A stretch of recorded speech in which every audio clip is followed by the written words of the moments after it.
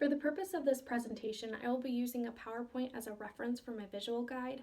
However, I recognize that you won't be able to see it very well over camera, so I'm going to link it below so that you can follow along with me if you choose to do so. Who is someone that is special or influential in your life? Maybe it's your parents or your grandparent or an aunt or an uncle.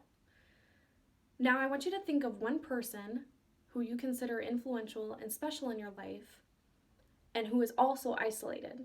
Maybe this means that they live alone or they live in a nursing home or whatever. Now, how often do you feel like you visit them? Do you feel like you visit them enough? Well, I'm here to tell you the importance of visiting your loved ones who are isolated and the effects that it can take on their health, both physiologically and psychologically. The elders who are isolated are suffering dramatically. Joyce Simard states in her article, Loneliness and Isolation in Long-Term Care in the COVID-19 Pandemic, states that around 22 to 42% of our elderly population right now are suffering from social isolation. They're suffering both psychologically and physiologically. Psychological effects that they may be experiencing is depression or hopelessness, loneliness. There's a huge cognitive decline among the elder population. This in turn, because their mental health alterations are being affected, this also affects their physiological health. This includes weight loss or muscle atrophy or maybe even taking it upon themselves to self-harm or suicide. And this has been evident today during this pandemic. However, because of this dark social isolation cloud that is over their heads, there is still hope. And this hope often has to do with taking the action of us taking the action, their loved ones.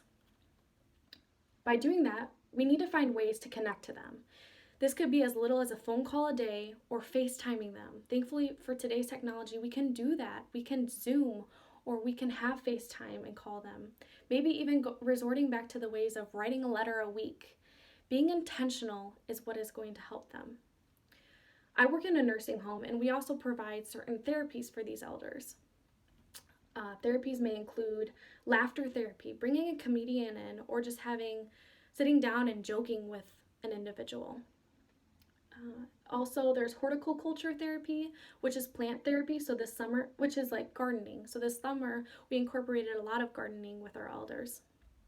There's also reminisce therapy, sitting down with your elder, getting them to talk about their past, things that were influential in their life, what they learned, what they didn't, what they should have done rather than what they did do. Just getting them to take a step back from the here and now, what they're suffering from, and getting them to really just have a sense of relief and get to talk about themselves in a time that made them happy.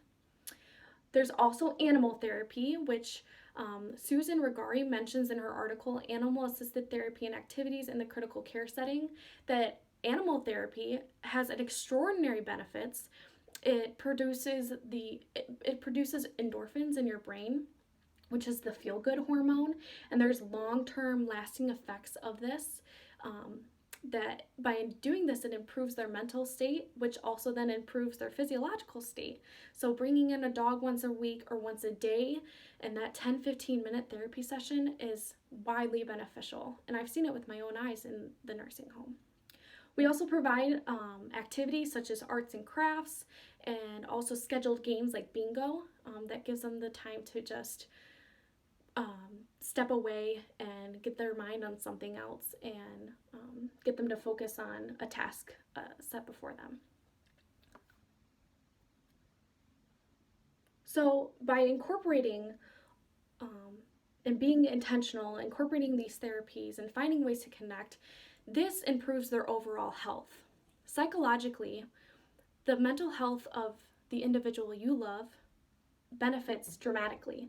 You reaching out now provides a sense of belonging to them and increases their will to live. Their physiological health then improves too. Maybe when they were depressed, they weren't eating, they were losing weight. Now they're gaining weight. They're getting the proper nutrition and hydration that they need. And also that they're gaining muscle, getting stronger every day. So, to wrap everything up, we need to recognize that our loved ones who are in isolation are suffering. They're suffering dramatically, and we need to take action to fix this. Loneliness has taken over our loved ones, and we're watching them waste away. Thankfully, with today's technology, we can do something as simple as making a phone call or FaceTiming them, or even taking proper precautions of wearing a mask, going and visiting your loved one at their window. Make an effort to go and see your loved ones, because, especially those who are in isolation, because they're suffering and they're saddened.